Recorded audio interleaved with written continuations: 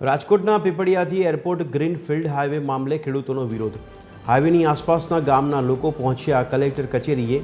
Highway નજીક કે આસપાસની જમીન સંપાદનને લઈને રજૂઆત કરવામાં આવી, જે ખેડૂતોની જમીન સંપાદન થાય તેને યોગ્ય વળતર મળે તેવી માંગ કરવામાં આવી છે।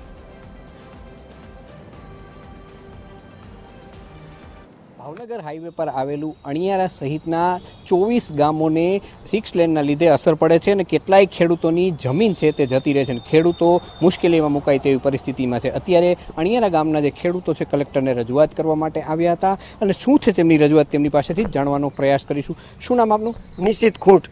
નિશ્ચિતભાઈ, આજે તમે કલેક્ટરને રજૂઆત કરી, શું મામલો છે આખો?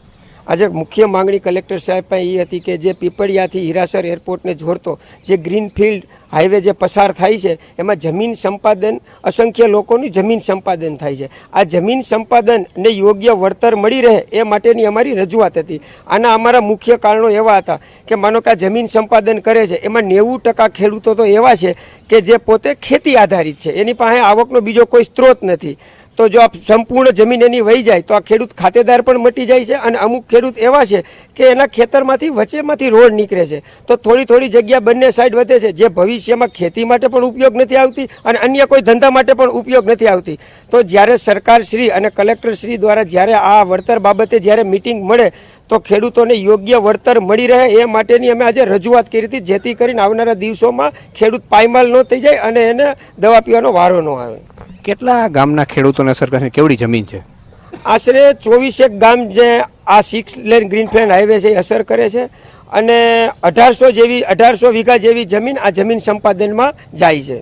અણિયારા ગામની વાત કરીએ તો ત્યાં કેટલા ખેડૂતોને કેટલી નુકસાન થવાનું છે? અણિયારા ગામને તમે ગણો તો 180 વીઘા જમીન સંપાદનમાં જાય છે અને 55 થી 60 ખેડૂતને આ જમીન સંપાદનમાં જાય છે। અન્ય ખેડૂત પણ તેની સાથે વાત કરું। શું નામ આપનું? મારું નામ નારણભાઈ ખેર છે। નારાયણભાઈ, તમારું કેવડું ખેતર છે ને કેવડી જમીન આમાં જાય છે? મારું ખેતર નથી જતું, પણ ગામના પ્રતિનિધિ તરીકે હું આવ્યો છું। મારા ખેડૂતનું ખેતર જાય છે એટલે મારું ખેતર જાય એ સમાન જ ગણવામાં આવે છે। સરકાર પાસે અમારી એવી જ માંગણી છે કે જો માંગણી એવી છે કે જો પૂરી વળતર આપવામાં નહીં આવે ત્યાં સુધી અમે કામ કરવા પણ નહીં દે અને કામ કરવા પહેલાં અમારા સરકાર અમને પહેલાં પૈસા આપશે પછી જ કામ કરવા દેશું। કોઈ જંત્રી કે એવું કાંઈ અમારે બજાર કિંમતનું વળતર જોવે છે, એથી 4 થી 5 ગણું જોવે છે અમારે। બજાર કિંમતે જોઈશે। શું આપ પણ એક ખેડૂત છો, શું કહેશો, તમને કેવી નુકસાન જાય છે? હાજી સર, અમે અણિયારા ગામથી આવેલા છીએ। મારું નામ કાંજીભાઈ છે। અમારે જે અણિયારા ગામનો જે અસરગ્રસ્ત ખેડૂતોનો મુદ્દો છે એ લોકોને આજીવન પોતાની જમીન વેચવી નથી કે કાઢવાની નથી। આ તો એક ફરજિયાત મજબૂરીના ભાગરૂપે સરકારશ્રીના વિકાસલક્ષી કાર્યોને ધ્યાનમાં લઈ અને જે જમીન સંપાદન થઈ રહ્યું છે તો ખેડૂતોને મજબૂરીથી પોતાની જમીન સરકારશ્રીને સુપ્રત કરવી પડે એમ છે। તો આવનારા 20-25 વર્ષોને ધ્યાનમાં લઈ અને ત્યારની બજાર વેલ્યુએશન પ્રમાણે દરેક ખેડૂતોને વળતર મળે તો દરેક ખેડૂત પોતાનું કંઈક અને કંઈક આજીવિકાનું સાધન ઊભું કરી શકે।